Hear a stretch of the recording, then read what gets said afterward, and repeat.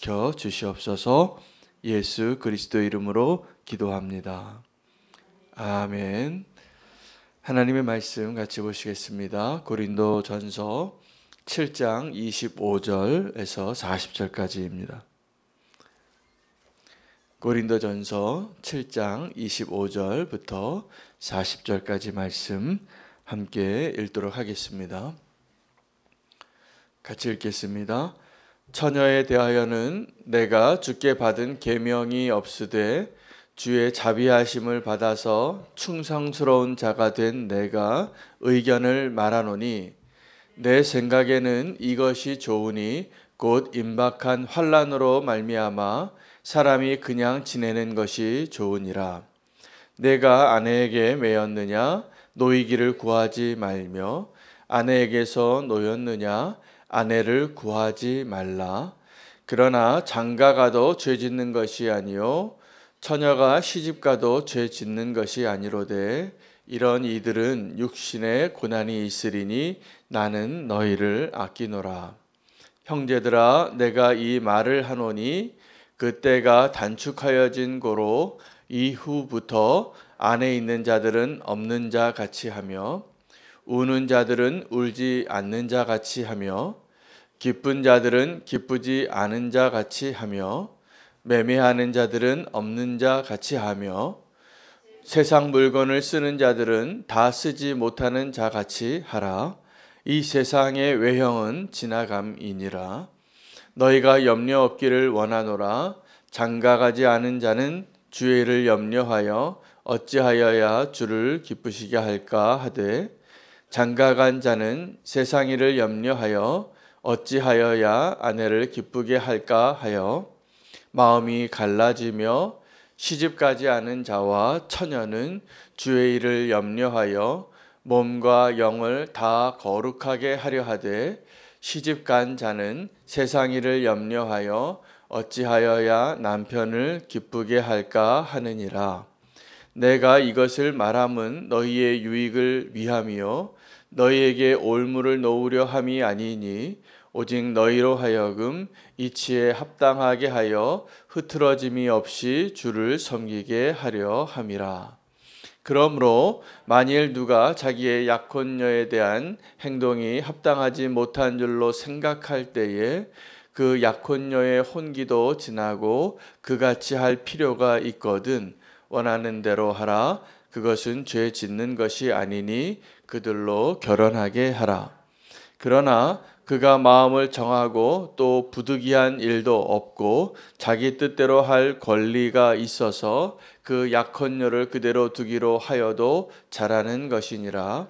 그러므로 결혼하는 자도 잘하거니와 결혼하지 아니하는 자는 더 잘하는 것이니라. 아내는 그 남편이 살아있는 동안에 매여 있다가 남편이 죽으면 자유로워 자기 뜻대로 시집 갈 것이나 주 안에서만 할 것이니라. 그러나 내 뜻에는 그냥 지내는 것이 더욱 복이 있으리로다. 나도 또한 하나님의 영을 받은 줄로 생각하노라. 아멘. 하나님의 말씀입니다. 오늘 본문은 주제가 약간 혼동스럽습니다. 결혼에 대한 바울의 아주 자세한 해설서이기도 한데 조금 더 이 본문을 들여다보면 결혼이라는 주제에 대한 바울의 사도로서 부모와 같은 심정으로 내가 너희를 아끼노라. 그래서 내가 너희에게 주는 권면을 해석해주고 있는 내용이기도 한데 그 배경에는 종말론적인 신앙이 있습니다.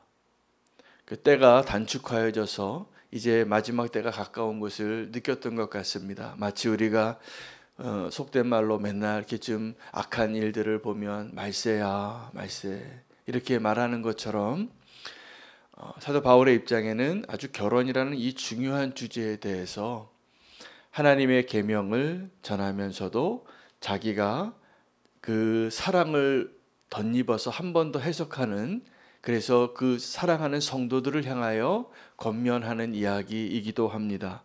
우리 25절에 첫 본문이 시작이 되어질 때 이제 오늘 전체 25절부터 40절까지 말씀인데요. 세 가지 주제를 이렇게 구분해서 설명합니다. 25절부터 35절까지는 처녀와 결혼에 대한 주제이고, 그리고 36절부터 37절은 약혼한 자에 대한 결정에 대한 주제입니다. 그리고 38절부터 40절까지는 재혼에 대한 거예요. 그래서 우리가 결혼이라는 하나의 그 주제를 가지고도 이렇게 다른 스테이지에 있는 거죠. 결혼을 하지 않은 처녀, 또 약혼녀, 또 결혼에 대한 결혼을 하고 있는 사람이 나중에 재혼을 하게 될 때도 어떤 조건으로 재혼을 하라, 이런 내용을 다루고 있는 본문입니다. 결혼에 대한 여러 그 상황을 다 해석하고 있는데, 만약에 바울이 이 시대에 2022년에 와서 이 고린도 후서를 다시 쓴다면 더 다양한 캐터고리가 있을 것 같아요. 요즘 우리가 뭐 이렇게 혼돈스러운 성적인 정체성에 대해서 이렇게 있다면 그 부분에 대해서도 아마 이야기해 줬을 것 같다는 생각이 듭니다. 왜냐하면 25절에 보니까 이 처녀에 관하여 이야기하면서 바울이 내가 주께 받은 계명이 없는데, 이게 첫 번째 조건이고요. 주의 자비하심을 받은 자로서 충성스러운 자가 내가 나의 의견을 말하노니, 오늘 이 한 구절에 대해서 제가 조금 더 좀 말씀을 드리고 싶습니다. 우리는 하나님의 말씀을 읽고 나의 삶의 문제에 대해서 오늘 이 바울과 같은 해석의 능력이 필요하기 때문입니다. 우리가 삶의 문제가 굉장히 많이 있죠. 아주 다양한 주제로, 오늘 이 결혼이라는 주제 외에도 굉장히 많이 있습니다. 그런데 그 많은 다양한 주제에 대해서 우리는 그럼 어떻게 주의 음성을 듣고 분별하고 결정하고 선택하고 살아가야 하는가? 아주 좋은 사례를 보여주고 있는 것이죠. 첫째는 주께 직접 받은 계명이 있으면 그대로 하면 됩니다. 그거를 다르게 해석하고 다른 의미로 해석할 필요가 없습니다. 그냥 주님이 말씀해 주신 내용에 대해서는 굉장히 많은 내용을 다루고 있죠. 성경이 우리 구원을 위하여 어떻게 살라고. 그냥 도둑질하지 않으면 됩니다. 그냥 간음 안 하면 됩니다. 근데 우리는 거기다가 그 도둑질을 할 때 그 사람이 뭘 나에게 이렇게 좀 보여줘서 내가 탐심이 일도록 했다고, 이게 실제로 있는 일이거든요. 제가 중동 국가를 이렇게 가다가 그런 걸 깨달았어요. 그 도둑질에 대한 개념이 다르다는 것을. 우리는 어떤 물건을 보고 훔치면 그 훔친 마음을 갖게 된 사람이 잘못한 거잖아요. 그렇죠? 근데 어떤 나라에서는 이게 훔친 물건을 보여줬기 때문에 잘못했다고 그 사람의 책임을 묻습니다. 그래서 여자들이 덮고 다니는 거예요. 우리는 만약에 남자가 여자를 보고 음심을 품으면 누가 잘못한 겁니까? 남자가 잘못한 거죠. 근데 그 나라에서는 왜 남자가 음심을 품게 했느냐고 가리고 다니라고 말하는 거예요. 다 가리고 다니는 거예요. 그걸 좀 벗으면 그 사람의 책임을 묻는 거예요. 왜 이 살갗을 보여줬냐고. 굉장히 다르죠. 그래서 오늘 그 하나님의 말씀이 어떤 계명을 주셨으면 그냥 그 계명을 그대로 지키면 됩니다. 그런데 그렇지 않은 문제들이 너무나 많이 나올 때 어떻게 해석해야 하는가죠. 결혼에 대하여도 바울은 지금 결혼은 원래 하나님의 아이디어입니다. 우리가 하나님 우리 결혼 좀 하게 해주세요, 우리에게 왕을 주세요, 이렇게 해서 요청해서 받은 게 아니라 하나님은 우리가 결혼하는 걸 기뻐하셨어요. 그게 하나님 우리를 창조하신 모습이에요. 그래서 다 결혼하고 사는 겁니다. 그렇게 자녀도 낳고, 그게 하나님의 원래 방식이죠. 그런데 그렇지 못하거나 안 하는 경우가 생기는 거죠. 바울은 주의 자비하심을 받아서라고 말하면서도 충성스러운 자가 된 내가 라고 말하고 자기의 의견을 이야기하는데, 이제 바울은 지금 제가 오늘 여러분 앞에 설교하는 것처럼 오늘 이 편지를 통해서 하나님의 말씀을 자기가 알고 있고 계시받은 것을 해석하면서 이야기하고 있는 겁니다. 근데 저에게는 굉장히 도전이 됐어요. 오늘 주제와 떠나서 내가 이렇게 목회를 해야 되는군요, 주님. 이렇게 말씀을 전해야 하는군요. 바로 오늘 25절 말씀입니다. 주께 받은 계명이 있으면 그냥 그대로 전하면 되는데, 그렇지 않은 부분에 대해서 말씀을 전해야 할 상황이 되었을 때, 성도님들에게 권면을 해야 될 때 어떻게 해야 되냐 하면, 내가 주의 자비하심을 받았을 때 충성스러운 자의 모습으로 이야기하는데, 그것이 다른 표현으로 한마디로 요약하면 내가 너희를 아끼노라예요.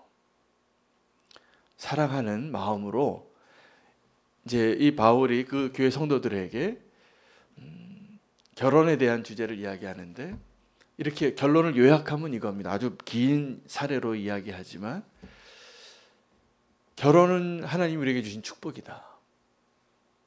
그런데 결혼하지 않는 것이 더 좋다. 왜요? 동의가 되실지 모르겠지만, 바울이 그 이야기를 한 이유는, 내가 너희를 아끼노라 라고 말하는 이유는 때가 단축되어져서 그가 종말론적인 신앙으로 바라봤을 때 이 세상에서의 가장 큰 기쁨이 뭐냐면 결혼하는 거예요. 결혼해보면 아니라고 말하는 분도 많지만 결혼이 사실은 그렇게 원하는 거죠. 결혼하고 싶어 해요. 요즘은 여건이 안 돼서 결혼이 늦어지는 것뿐이죠. 하나님이 그렇게 결혼하게 우리를 또 만드셨습니다. 다 결혼하는 거예요. 그런데 때가 단축되어진 거로, 그래서 이 종말론적인 관점에서 봤을 때 결혼한 사람과 결혼하지 않은 사람의 염려가 다른 것입니다. 결혼한 사람은 결혼한 사람으로서의 책임이 있습니다. 일단 남편과 아내가 서로에 대한 책임과 의무가 있어요. 내가 남편으로서 아내에 대한 책임과 의무가 있고, 아내는 아내로서 남편에 대한 책임과 의무가 있는데, 첫 번째 의무는 다른데 한눈 팔지 않는 겁니다. 두 번째는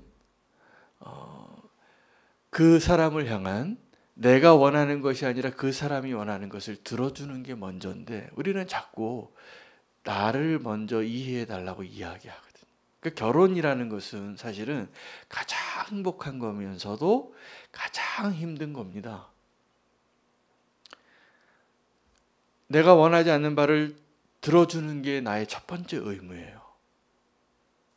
자, 그러다 보니까 너무 사랑해서 결혼했고 가정을 이루면서 그 사람에게 기대를 내가 들어주는 것, 그걸 채워주는 것이 나의 첫 번째 의무이기 때문에, 그건 또 해야 할 책임이기도 하죠. 결론적으로는 그것 때문에 힘들기도 하고, 또 하나의 결론은 그것 때문에 주님을 온전히 섬기는 것이 어려워집니다. 저는 이걸 봤습니다. 어디서 봤냐 하면 선교지에서 봤어요. 선교지에 가장 힘들고 가장 어려운 최전방의 선교지가 있습니다. 그 외국인이 들어가 살기도 어렵고 예수를 전하는 것 자체가 금지되어 있고 어려운 곳에, 그런 지역들이 있습니다. 선교지마다.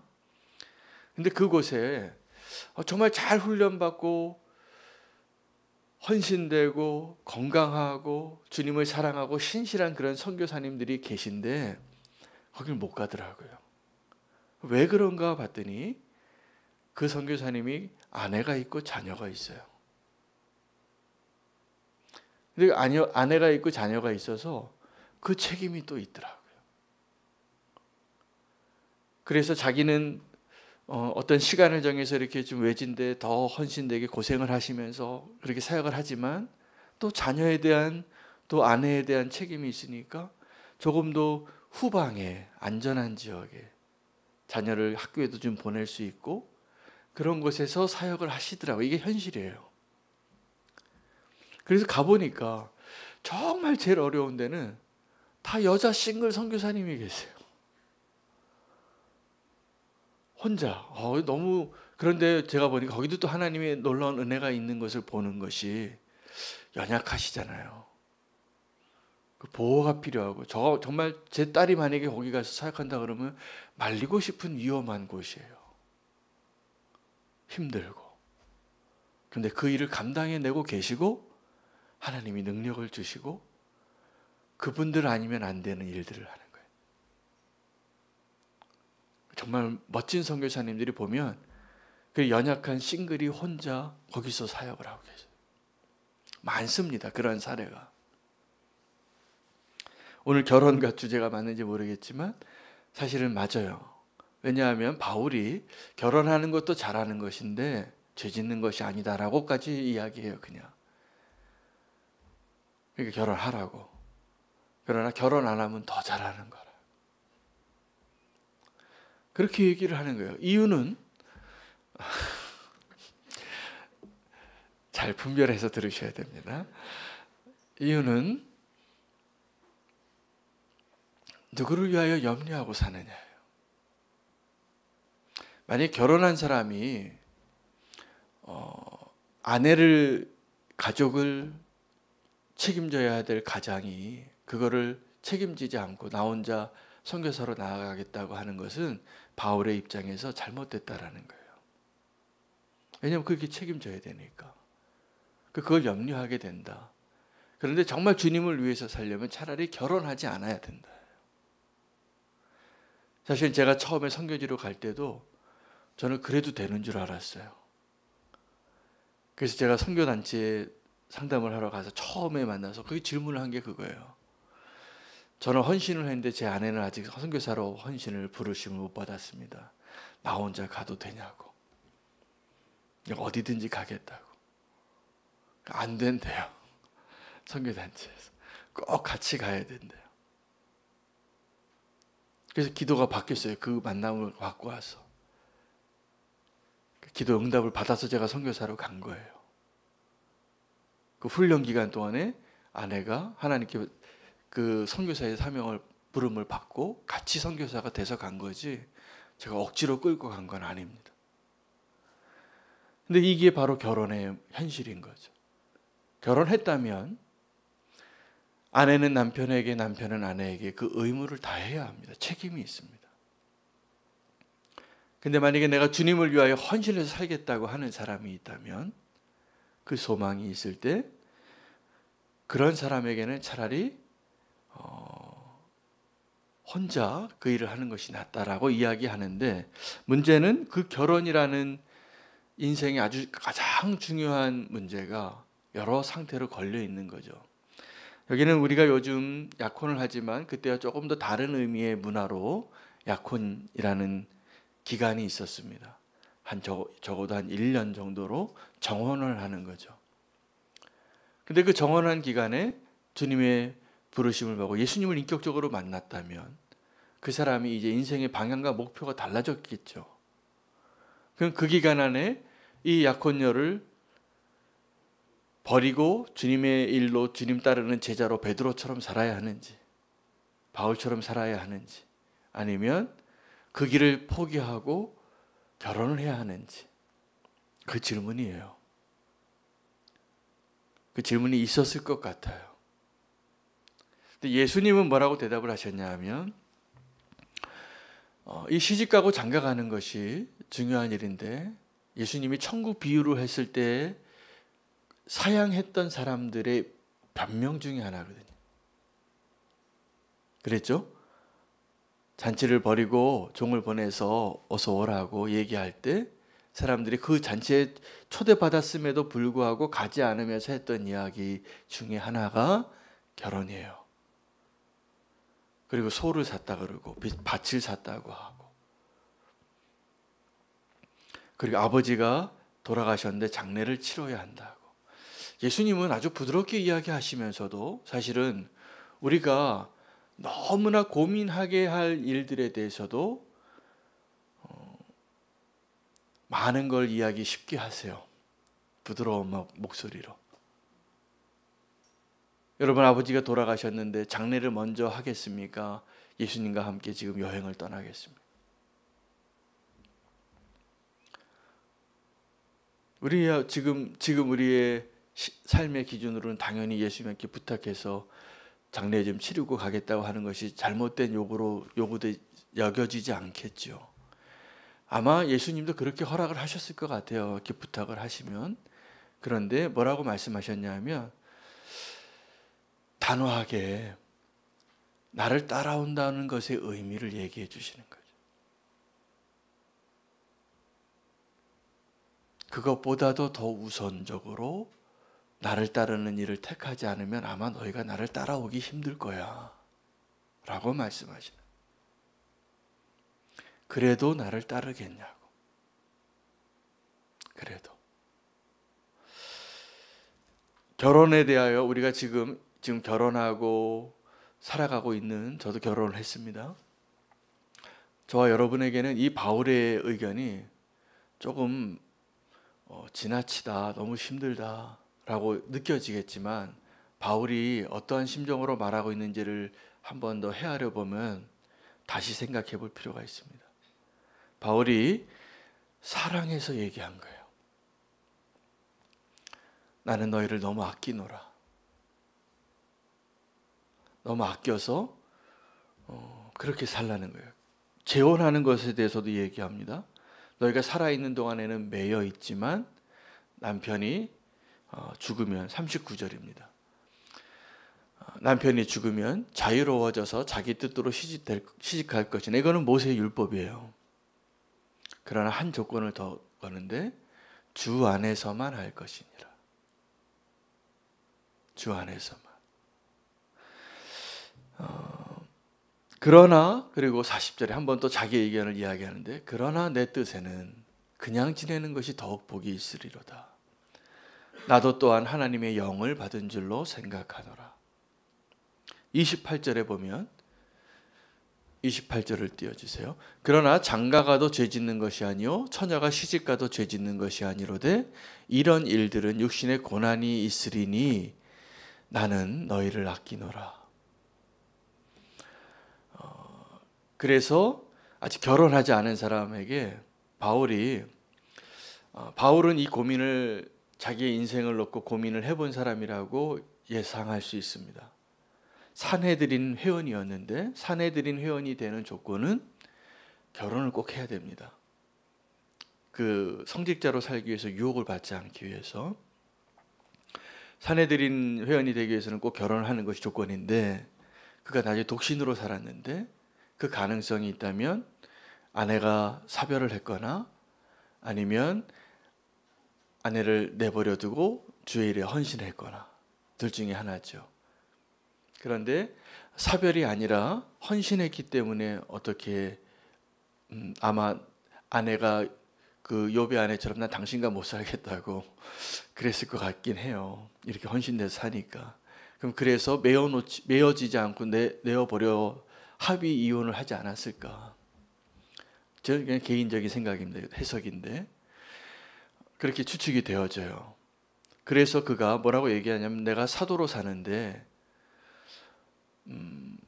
베드로나 야고보처럼 나도 아내를 데리고 선교 여행을 갈 권리가 있지 않겠느냐. 그러나 나는 그렇지 않고 나만, 왜냐하면 그것은 바울의 입장에서는 비용을 아끼기 위한 거예요. 헌신하기 위하여. 비행기값이 두 배가 드는 거죠. 어디 가야 되는데 아내까지 이렇게 해야 되니까. 근데 나는 그렇게 하지 않으면서 주의 일을 하는데, 전념으로 하는데, 내가 그렇게 열심히 주의 일을 했는데 내가 그런 권리가 없겠느냐고. 사실은 나도 아내 데리고 가는 권리가 나도 있다고. 근데 바울의 입장에서는 그것까지도 포기한 사람인 거예요. 그리고 아내랑 왜 같이 가고 싶지 않겠어요? 아내랑 가면 훨씬 좋겠죠. 그러나 그렇게 하지 않았다는 거예요. 그걸 항변하는 편지의 내용이 또 있잖아요. 바울은 우리가 결혼하게 되면서 마음이 나눠질 때 우리의 근심이 이 땅에서 무엇을 먹을까 무엇을 입을까로 되어지는 것을 알고 정말 사랑하는 성도들에게 구원을 위하여는 말세에 오직 주님만을 위하여 염려하고 사는 것이 훨씬 낫기 때문에 이 결론을 이야기하고 있는 것입니다. 저에게는 이미 결혼한 아내가 있기 때문에 여기 해당이 되는 결론은 아마 제가 아내에게 또 자녀에게 책임을 다하는 저의 책임을 하면서 주의를 하는 것 같아요. 그거 잘못됐다고 얘기하는 게 아닌데 바울은 어떤 의미에서 더 어려운 헌신을 요구하는 것 같지만 이게 핵심입니다. 오늘 결혼이라는 주제를 통하여 더 어려운 헌신을 요구하는 것 같지만 그것이 너희를 위하여 훨씬 유익이 되는 것을 이야기할 때 오직 주님만을 위하여 내 마음이 나누어지지 않고 헌신하고 사는 것이 훨씬 너에게 유익이다라고 말씀해 주고 있는 겁니다.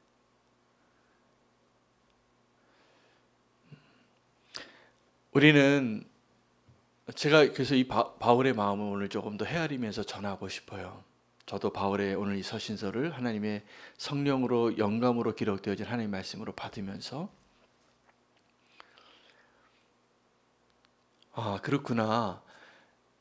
나에게 정말 유익이 되는 것은 나를 정말 사랑하셔서 하나님이 나에게 내가 원하는 걸 주지 않으시고 내가 조금 더 뭔가 포기해야 하고 또 고된 일을 고단한 길을 가야 하는 길로 나를 부르실 때 그건 하나님의 사랑을 신뢰하지 않고는 이해할 수 없고 하나님 나를 사랑하시기 때문에 그런 자리에 지금 내가 겪는 이 상황에 놓으신 것은 나를 위하여 가장 최선의 길이라는 거예요. 여러분 그걸 꼭 믿으시기 바랍니다. 제가 말씀을 전할 때 반성을 좀 해요. 너무 세게 얘기하지 않았나. 너무 이렇게 하나님 말씀을 전할 때 사실은 좀 성도님들의 형편을 헤아리면 좀 그런 표현은 좀 피하고 그렇게 안 해도 된다라고 말해야 되지 않았을까라는 주제의 본문을 묵상할 때마다 제가 고민하는 마음이기도 합니다. 어제도 제가 말씀 전할 때 그 마음이 사실 너무 간절해졌어요. 너희 믿음을 시험해 보라라는 것이 그냥 좀 흔들리고 있어도 그럴 수도 있죠. 근데 그 흔들리고 있으면 너희가 버림받은 자라고 너무나 분명하게 얘기하고 있는 거예요. 근데 생각해 보니까 그게 맞아요. 내가 정말 믿음으로 사는 것이 온전하지 않으면 내가 버림받은 자인 것이 분명한 건데 결론은 뭐냐면 온전한 믿음으로 살라. 주 안에 거하라. 오늘도 결혼이라는 주제를 가지고 우리에게 다시 한번 바울이 정말 말하고 싶은 것은 주님을 향한 그 최우선순위가 바뀌지 말라는 거예요. 결혼을 하셨어도 아직 안 하셨어도 혼자 되셨어도 결론은 이겁니다. 주님을 최우선으로 붙잡고 살 수 있는 믿음의 사람이 되시기를 축복합니다. 오늘 이 말씀 붙잡고 우리가 주님만을 위하여 근심하는 자 될 수 있기를 축복합니다. 나머지도 최선을 다하시지만 그것보다 먼저 근심하지 마시기를 바랍니다.